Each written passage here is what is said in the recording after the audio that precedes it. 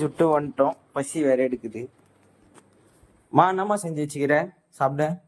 சாப்பிடவா? இட்லி இருக்கு. அப்புறம் இட்லி இருக்கு, சாதம் இருக்கு, வறுத்த முட்டை இருக்கு, தக்காளி குழம்பு இருக்கு, நம்ம போட்ட வறுத்தல் இருக்கு. உனக்கு என்ன வேணுமோ சாப்பிடு. சரி, இந்த வறுத்தல் எப்படி போறது சொல்லு. உங்களுக்கு கொஞ்சம் வறுத்தல் வந்து ரவை, அப்புறம் ஜவ்வரிசி, காஞ்ச மிளகாய், அப்புறம் கேரட் இதெல்லாம் போட்டு ஒன்னா கூழ் மாதிரி காய்ச்சி வறுத்தல் போட்டு வச்சா வறுத்தல். கேரட்டும் ஆட் பண்ணிருக்கோம் நம்ம இது ஸ்ட்ரென்த்துக்காக. குழந்தைங்க சாப்பிடுவாங்கல்ல, அதுக்காக அவங்களுக்கு ஸ்ட்ரென்த் எனர்ஜிக்காக இருக்கட்டும். நம்ம கேரட் குட்டி குட்டியா ரெட் ரெட்டா இருக்கு இல்லையா, கேரட் ஆட் பண்ணிருக்கோம். செம்ம டேஸ்ட், சூப்பரா இருக்கும்.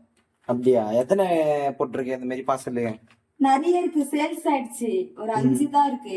இப்ப திரும்ப நாளைக்கு போட போறேன். ஆர்டர் கேட்டிருக்காங்க. சரியா? இப்ப உனக்கு வறுத்து தரேன், சாப்பிட்டுட்டு டேஸ்ட் எப்படி இருக்குன்னு நீ சொல்லு. வறுக்கலாமா? வரு. ஓகே, வறுக்கிறியாமா?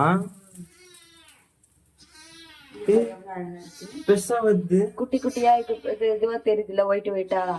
இதுதான் கேரட், காஞ்ச மிளகாய், கேரட், சீரகம் எல்லாம் போட்டு எவ்வளவு சூப்பரா இருக்குது. எல்லாம் போடுறேன், கிட்ட காட்டு.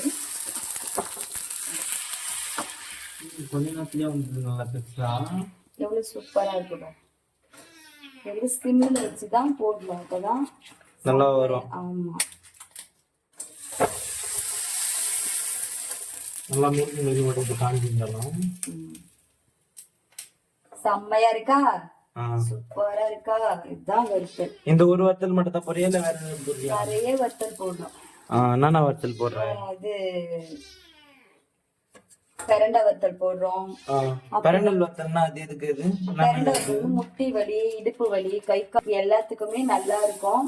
பிரண்டை வத்தல் நம்ம இந்த சுண்டக்காய் வத்தல்லாம் இனிமேதான் புதுசா போட போறோம். இப்போதைக்கு இதுதான் பண்ணிட்டு இருக்கோம். என்னென்ன பொடினா முருங்கைக்கீரை பொடி, கருவேப்பிலை பொடி, அப்புறம் நம்ம வல்லாரைக்கீரை பொடி, இட்லி பொடி, அப்புறம் இன்னும் நிறைய பொடிலாம் நம்ம போட போறோம். மால்ட் எல்லாம் இன்னும் நிறைய இருக்கு. ஒவ்வொன்றா பார்ப்போம்.